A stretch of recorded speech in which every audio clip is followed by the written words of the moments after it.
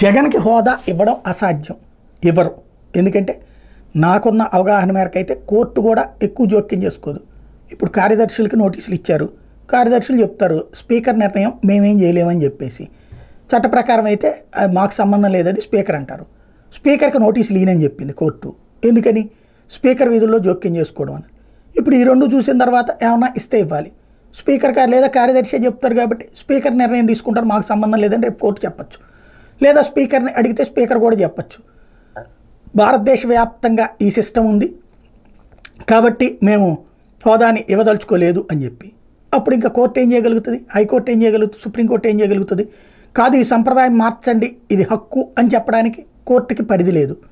ఒకవేళ కోర్టు ఆదేశించినా అమలు చేయాల్సినటువంటి బాధ్యత అసెంబ్లీకి లేదు.